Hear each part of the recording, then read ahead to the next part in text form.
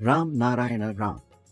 ఇది మనకు అందరికీ తెలిసిన విషయమే. లక్షల సంవత్సరాల క్రితం ఏ వ్యక్తికి వ్యక్తిగత స్వామిత్వ హక్కు ఉండేది కాదు. మనిషి ఆలోచన చేసే సామర్థ్యం పెరిగి మేధస్సు అభివృద్ధి చెందినప్పుడు ఈ స్వామిత్వ భావన వచ్చింది. తను బాగా ఆలోచించగలిగే స్థాయికి ఎదిగినప్పుడు సహజంగానే ప్రతి జీవికి, ప్రతి చెట్టుకు, ప్రతి ప్రాణికి ఓ శబ్దశక్తి ఏర్పడింది. కానీ ఈ ఆలోచన ఎక్కడి నుంచి వస్తుంది, ఎందుకు వస్తుంది? ఈ విషయంపై మనం ఎప్పుడూ ఆలోచించలేదు. ఎక్కడైనా ఎప్పుడైనా ఏదైనా జంతువు ఉన్నా అది ఒక్కసారిగా ఎవరినైనా దాడి చేయదు. మొదటగా అది చూడటం, అర్థం చేసుకోవడం, వినడం చేస్తుంది. చుట్టూ ఉన్న శబ్దాలను అర్థం చేసుకుని ఏదైనా ముప్పు ఉందా అని పరిశీలిస్తుంది.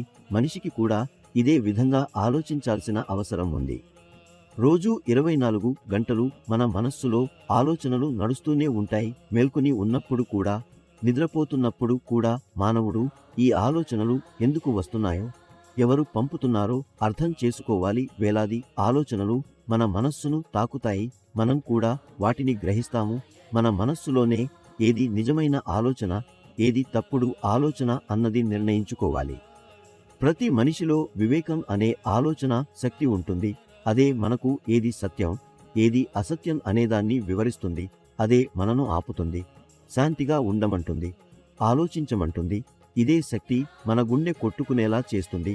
మనం జన్మించినప్పటి నుండి గుండె కొట్టుకోవడం మొదలైంది. మనం ఎప్పటికీ ఆలోచించాల్సిన విషయం ఈ గుండె కొట్టుకునే శక్తి ఎవరిది?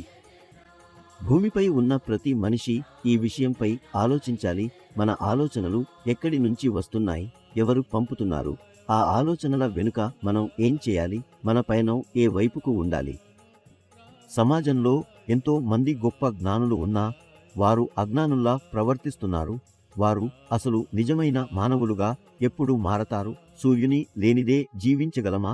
గాలి లేకుండా మనం బతకగలమా? ఆమ్లజని ఆక్సిజన్ లేకుండా మనం బతకగలమా?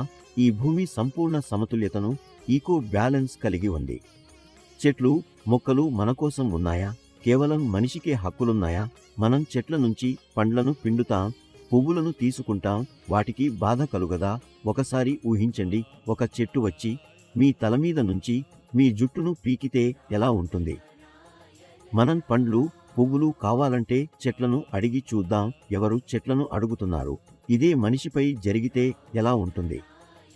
భూమి నుంచి చెట్లు పుట్టి మనలను వెంబడించి కొడితే ఈ ప్రపంచం ఎలా మారుతుంది? ప్రకృతి ఇచ్చిన సమతుల్యతను గౌరవించాలి, దాన్ని అంగీకరించాలి.